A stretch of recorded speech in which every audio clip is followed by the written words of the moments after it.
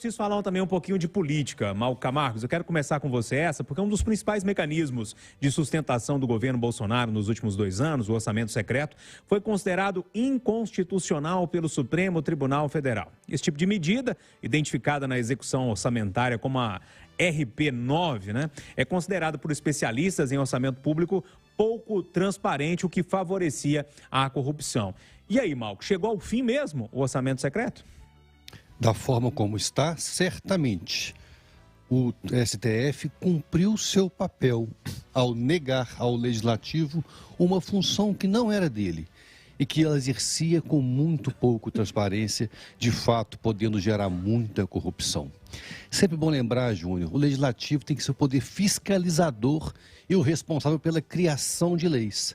Mas na prática, aqui no Brasil, há muito tempo, é um poder que executa políticas públicas, fazendo o quê? Transferindo recursos para as bases dos parlamentares. E qual que é o problema do orçamento secreto? Tem dois. O principal deles, talvez, é o fim das escolhas técnicas. Os recursos entre duas cidades não vão para a cidade que vão para a cidade que mais precisa, mas sim para aquela que o parlamentar foi votado ou quer ter votos. Ou seja, políticas públicas orientadas para as eleições. E isso, por si só, já é um problema. E no orçamento secreto, ainda mais problema, uma vez que não tinha nem a publicidade, nem a impessoalidade, o que é necessário na administração pública. A forma de subjugar o Congresso, dando dinheiro, liberdade, autonomia, é uma chance de dar também espaço para a corrupção. É uma avenida para que os malfeitos possam andar no país. E, felizmente, o STF ontem acabou com essa farra. Rita Mundim, o presidente eleito, o Luiz Inácio Lula da Silva, criticou muito esse mecanismo durante a campanha, mas o PT mudou o discurso durante o período de transição, estava meio caladinho em torno desse assunto, mas o STF disse que não vai ser, pelo menos do jeito que a gente conhecia o orçamento secreto. Pois é, vamos aguardar as cenas dos próximos capítulos. Inclusive, logo depois de eleito, o orçamento secreto pelos apoiadores do candidato eleito Luiz Inácio Lula da Silva passou a ser emendas do relator. E a gente viu que ontem, inclusive, o Fernando Haddad, ele falou que vai continuar as negociações para aprovação da PEC da transição, que esse será o plano A, que inclusive, de certa forma, aliviou um pouco o mercado. Olha que coisa doida, né? Porque o mercado, ele sentiu e sente muito quando ele vê uma interferência do judiciário nas questões, inclusive de verbas públicas, manejamento, orçamento, né? Então, isso é meio temerário, é muita interferência ali na caneta do Gilmar Mendes, tirando do teto de gastos os recursos para o Auxílio Brasil, Bolsa Família, seja lá o que for. Mas a posição de Fernando Haddad, logo depois, dizendo que vai trabalhar para a aprovação da PEC, né, dentro dos ritos da Câmara Federal, deu uma acalmada, inclusive fazendo com que a nossa Bolsa subisse ao contrário do mundo. Mas, enfim, vamos ver as cenas dos próximos capítulos, aonde, em Brasília, a única coisa que não conta é a vontade do povo, mas sim a vontade e os privilégios e as negociações entre os poderes. O Eduardo Costa, terminou ou acabou esse orçamento secreto até a página 2. Estava conversando com o Marcelo da Fonseca, que é nosso setorista de política no itatiaia.com.br, e ele me trouxe uma informação interessante. Olha só, agora com essa mudança que aconteceu, o projeto prevê que 80% das emendas, esse orçamento secreto, essas emendas sejam destinadas proporcionalmente para as bancadas. Aí tudo bem. 7,5% para mesas diretoras de cada casa e 5% para a comissão mista de orçamento. Também destaca que pelo menos 50% das indicações realizadas pelo relator geral deverão ser executadas em ações e serviços públicos de saúde, educação e de assistência social. Melhorou um pouquinho, mas não acabou não.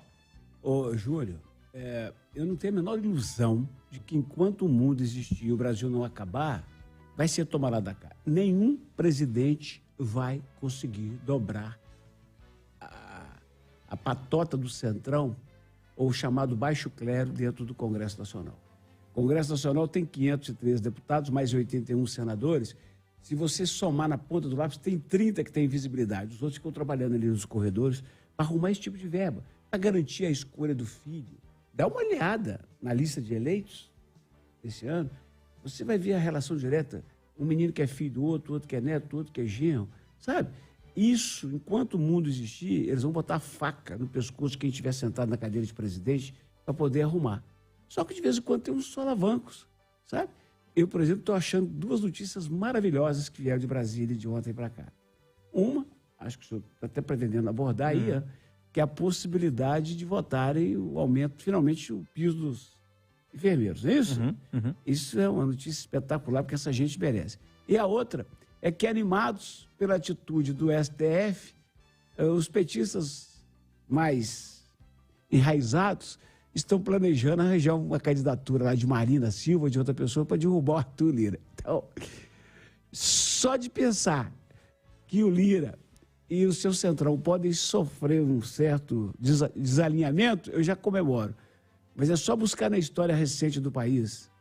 Fernando Collor de Mello tentou peitar o Congresso. O tiraram de lá. Fizeram muito bem, porque também não merecia ficar, não. A Dilma fez exatamente o que você está propondo aí. Colocou um para disputar com o Eduardo Cunha. Lembra disso? Exatamente. O Eduardo Cunha falou, vou sangrar até matar. É. O Bolsonaro só não caiu na metade do caminho porque ele cedeu ao Centrão. Mas aquela ideia dele lembra, de governar com as bancadas, não deu certo. Eu já falei isso aqui umas 3 vezes, vou repetir. Mais uma só. Um coronel lá do Nordeste falou, Kertman, com um amigo meu, ele me contou. Esse Congresso, meu filho, tem 20% de incompetentes. Incapaz. Você não está absolutamente incapaz. Não sabe por que estão aqui. Tem mais 30% de gente boa que não está sabendo o que é direito, o que é da vida. E tem 50% que são capazes de qualquer coisa. Esses caras mandam, estragam e não vão... Tem jeito não, velho. É complicado achar uma solução.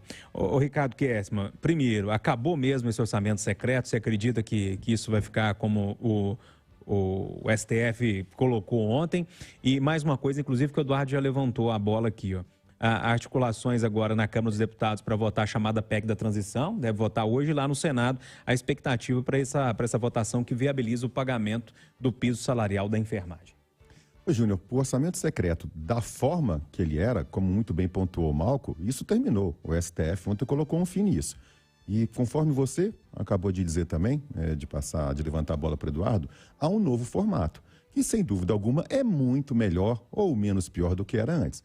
Porque agora a questão da pessoalidade, né, ou da impessoalidade, ela tá praticamente resolvida, e da publicidade também. Agora é obrigado a ter o nome de quem é que está solicitando o dinheiro no final das contas lá na ponta. Então, como ele era antes, isso acabou. Agora, a gente não pode crer que o STF, neste momento, fez isso em nome dos bons princípios da administração pública, porque não foi.